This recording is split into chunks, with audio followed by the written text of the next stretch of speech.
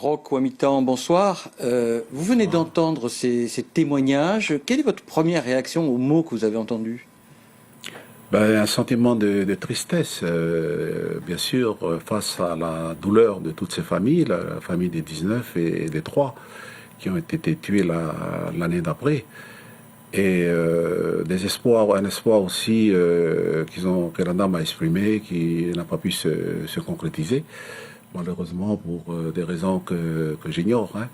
Mais face à de tels crimes commis par le système colonial français, on ne peut que s'incliner et regarder cela avec une très grande humilité.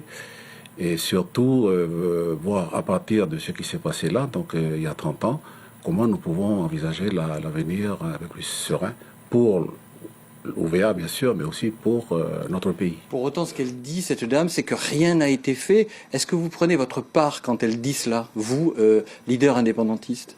Oui, bien sûr, puisque OVA a été géré par des maires indépendantistes et par des présidents des promesses indépendantistes. Donc évidemment que je prends moi-même, bien sûr, le poids de ce reproche fait par cette dame. Il n'en restait pas moins que ce qui a, disons, déclenché cette situation-là, c'est pas une grande fête à nous, puisqu'il y a eu une attaque en règle de l'armée française, quoi, donc de l'État français. Alors Emmanuel Macron, à OVA, il y a eu des gestes, il y a eu des paroles, l'hommage aux morts, il a parlé d'alliance de mémoire, il y a eu 7 autres actes sur les archives, l'archive de la prise de position. Comment vous avez ressenti, vous, en tant que leader indépendantiste, cette séquence mémorielle? Bien, nous avons effectivement été informés de de ce voyage plus mémoriel, comme vous l'avez dit tout à l'heure, et nous avons tenté de comprendre qu'est-ce que ça voulait dire tout cela, quel était le sens de ce que le président a appelé finalement, puisqu'il a dit dans un des discours ou dans le format dans lequel nous étions, donc le jeudi soir, donc il y a une semaine de cela, donc au commissariat, et dans la case du Sénat coutumier, cette alliance des mémoires. Donc je pense que c'était important, parce qu'il a redit dans son discours, c'est-à-dire que comment le passé est important, il faut le revisiter, mais ne pas y séjourner, y rester et s'enfermer. Je pense que nous avons à le faire, ça, puisque nous essayons de le faire, chacun à notre niveau. Il faut maintenant envisager ce qui vient devant. Ce qui vient devant, c'est quoi? C'est l'avenir, c'est ce processus dans lequel nous sommes, que nous travaillons déjà depuis 30 ans maintenant. Donc, dans quelques mois aura lieu le référendum, et puis il y aura un après-référendum du 4 novembre. C'est maintenant vers cet objectif-là qu'il nous faut retourner. Bien sûr, penser les blessures qui n'ont pas été pensées, mais regarder l'avenir, parce que depuis 30 ans, il y a toute une génération, des milliers de jeunes qui sont là, il faut s'occuper d'eux maintenant. Et est-ce que vous, quand il dit la souveraineté dans la souveraineté, vous l'entendez comment, vous, en termes de dépendance, d'interdépendance, avec la France, sans la France, comment vous... Moi, en tant qu'indépendantiste, je considère cela, la souveraineté dans la souveraineté, comme une étape.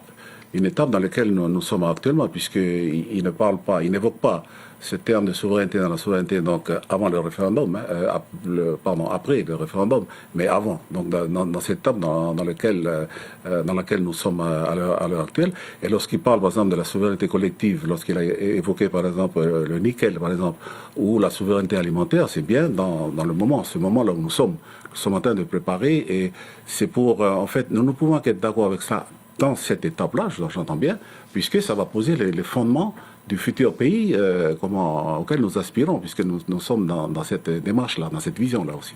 Et donc, vous, quand il parle de stratégie indo-pacifique, vous inscrivez dans cette stratégie-là? Écoutez, nous inscrivons dans cette stratégie déjà depuis des dizaines et des dizaines d'années, puisque nous sommes, nous, au niveau indépendantiste, dans la région, depuis les années 80. Voilà. J'étais moi-même président du FLNKS, chargé dans un premier temps des relations extérieures du FLNKS, ensuite j'ai été président du groupe du Fédération mélanésien. Donc nous, à tous les niveaux dans lesquels nous sommes positionnés, nous sommes dans cette démarche-là, c'est-à-dire que l'axe Asie-Pacifique, c'était notre notre vision, l'axe Asie-Pacifique. Nous n'avons jamais considéré que la Nouvelle-Calédonie pouvait être indépendante toute seule. Il fallait qu'elle soit indépendante dans ce cadre-là.